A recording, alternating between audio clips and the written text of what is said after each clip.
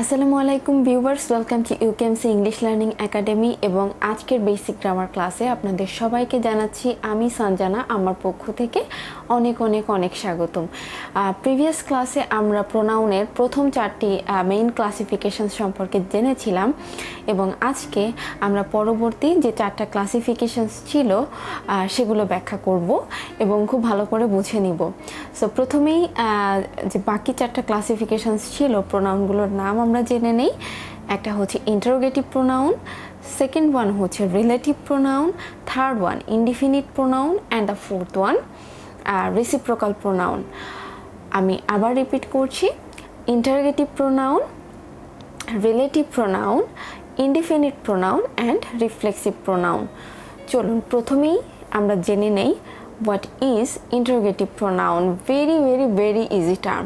So প্রশ্ন করার কাজে আমরা যে প্রোনাউন ব্যবহার করি সেটাই হচ্ছে ইন্টারোগেটিভ প্রোনাউন এবং আমরা কিন্তু WH ওয়ার্ডস ইউজ করে অনেক কোয়েশ্চেন করি আমরা আমাদের ডেইলি লাইফে, অ্যান্ড এগুলোই হচ্ছে যদি আমাদেরকে প্রোনাউন হিসেবে আইডেন্টিফাই করতে বলে এগুলোই হচ্ছে ইন্টারোগেটিভ প্রোনাউন। ওয়ার্ডের এক্সাম্পলগুলো হলো হু, হোয়াট, হুম, which, এগুলো very easy, right? So who are you? Which book do you want to read? একদম যে নর্মাল কোয়েশ্চেন্সগুলো আছে, কোয়েশ্চেন্সের যে ওয়ার্ডগুলো আমরা ব্যবহার করি এগুলোই হচ্ছে ইন্টারোগেটিভ প্রোনাউন এবং ইন্টারোগেটিভ শব্দটা শুনলেই আমরা বুঝতে পারি সেখানে প্রশ্নবোধক কিছু আছে, রাইট? ওকে, এখন আমরা জানবো এর পরবর্তী প্রোনাউনটা সম্পর্কে। পরবর্তী হচ্ছে রিলেটিভ প্রোনাউন। রিলেটিভ প্রোনাউনটা হচ্ছে যে প্রোনাউন তার আগের নাউন বা প্রোনাউনের সাথে সম্পর্ক স্থাপন করে সেটা হচ্ছে রিলেটিভ প্রোনাউন। সো এই রিলেটিভ প্রোনাউন এবং ইন্টারোগেটিভ প্রোনাউনের ভিতরে কিন্তু আমাদের মাঝে মাঝে খুব কনফিউশন তৈরি হয়ে যায়। আমি বিভিন্ন স্টুডেন্টসদেরকে দেখেছি যখন আমি আইডেন্টিফিকেশন করতে দেই তখন এটা তারা হচ্ছে মেস আপ করে ফেলে। একটু ভালোভাবে লক্ষ্য করো, অবশ্যই বুঝতে পারবে। ইন্টারোগেটিভ প্রোনাউনের ক্ষেত্রে আমরা যেটা বলেছি সেটা হচ্ছে নর্মাল আমরা যে হচ্ছে কোয়েশ্চেনগুলো করে থাকি সেগুলোই হচ্ছে ইন্টারোগেটিভ প্রোনাউন এবং প্রত্যেকটাই যে হু আর ইউ আমি একটা এক্সাম্পল ব্যবহার করেছিলাম, প্রত্যেকটা বাক্যের শেষে কিন্তু এখানে কোয়েশ্চেন মার্ক ব্যবহার হবে। কিন্তু রিলেটিভ প্রোনাউনের ক্ষেত্রে এটা হচ্ছে সেম এক্সাম্পল আসবে, হু, হোয়াট, হুম, হুইচ, এগুলোই সেম, কিন্তু এগুলো বাক্যের মাঝে বসবে। সাধারণত এগুলো বাক্যের মাঝে বসবে এবং পূর্ববর্তী নাউনের সাথে বা প্রোনাউনের সাথে একটা সম্পর্ক স্থাপন করবে, একটা রিলেশন তৈরি করবে এবং এই যে রিলেটিভ প্রোনাউনের যে বাক্যগুলো হবে এগুলোর শেষে কিন্তু কোয়েশ্চেন মার্ক হবে না। সো দুটো বিষয় খুব ভালো করে মনে রাখো, এই যে রিলেটিভ প্রোনাউনগুলো এগুলো হচ্ছে বাক্যের মাঝখানে বসবে এবং এই বাক্যের শেষে কোয়েশ্চেন মার্ক হবে না। এই দুটো বিষয় মাথায় রাখলে আশা করছি যে রিলেটিভ প্রোনাউন কিন্তু খুব সহজে বুঝতে পারবে, যদিও interrogative pronoun and relative pronoun দেখতে একই রকম। একটু বাক্যে এক্সাম্পল দেই। The boy who came here yesterday is my brother. যে বালকটা গতকাল এসেছিল অথবা যে ছেলেটি গতকাল এসেছিল সে আমার ভাই। The boy who came here, এখানে দেখো হুটা কিন্তু বাক্যের মাঝখানে আছে এবং হুয়ের পূর্বে কিন্তু হচ্ছে দ্য বয় একটা নাউন আছে এবং এই হুটা বসে কিন্তু দ্য বয়ের সাথে একটা রিলেশনশিপ তৈরি করছে, একটা রিলেশন বিল্ড আপ করছে, একটা সম্পর্ক স্থাপন হচ্ছে। দ্যাটস ওয়াই এই যে হুটা থাকলো এবং the boy who came here yesterday is my brother, এখানে কিন্তু ফুল স্টপ বসবে, এখানে কোনো কোয়েশ্চেন মার্ক নেই। এটা হচ্ছে রিলেটিভ প্রোনাউন এবং this is the boy hmm I love, এই যেই সেই ছেলে যাকে আমি ভালোবাসি। সো এখানেও দেখবে কোয়েশ্চেন যে ওয়ার্ডটা আছে এটা কিন্তু বাক্যের মাঝে বসেছে এবং বাক্যের শেষে কোনো কোয়েশ্চেন মার্ক নেই।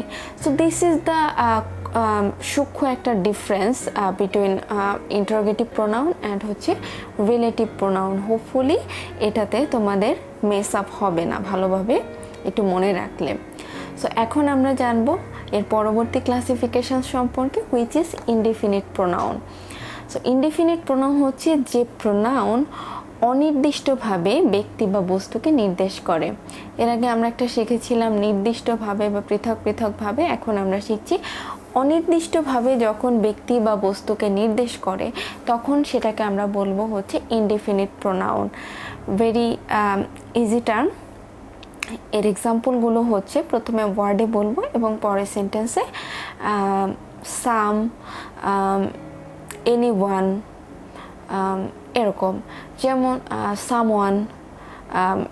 সো আমি যদি একটু বাক্যে বলি, সাম আর বর্ন লেজি, কিছু মানুষ স্বভাবতই অলস। সো এখানে কিছু মানুষ বোঝানো হয়েছে, কাউকে কিন্তু নির্দিষ্ট করে বোঝানো হচ্ছে না, বা কোনো একটা ব্যক্তিকে নির্দিষ্ট করে, কোনো একটা গ্রুপকে নির্দিষ্ট করে কিছু বোঝানো হচ্ছে না, কিছু মানুষ অনির্দিষ্টভাবে বোঝানো হচ্ছে। Any one can do it. আপনারা নিশ্চয়ই মুভি দেখেছেন ABCD, anybody can dance. Okay, so এখানে যদি আন্ডারলাইন করা থাকতো এটা কিন্তু একটা ইনডিফিনিট প্রোনাউন হতো। So anyone can do it, যে কেউই এটা করতে পারে। সো এখানেও কিন্তু নির্দিষ্ট করে কাউকে মেনশন করা হয়নি, অনির্দিষ্টভাবে যে কেউই এটা করতে পারে। সো অনির্দিষ্টভাবে যখনই বোঝাচ্ছে তখনই কিন্তু আমাদেরকে বুঝে নিতে হবে যে এটা হচ্ছে ইনডিফিনিট প্রোনাউন। এবং মেইন ক্লাসিফিকেশনের লাস্ট ক্লাসিফিকেশন সম্পর্কে আমরা এখন জানবো, সেটা হচ্ছে রেসিপ্রোকাল প্রোনাউন। Very easy.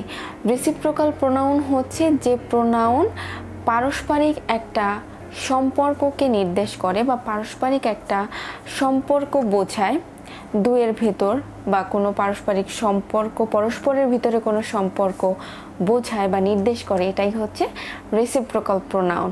এবং সাধারণত মাত্র দুইটাই এর এক্সাম্পল আছে, একটা হচ্ছে ইচ আদার আর একটা হচ্ছে ওয়ান অ্যানাদার।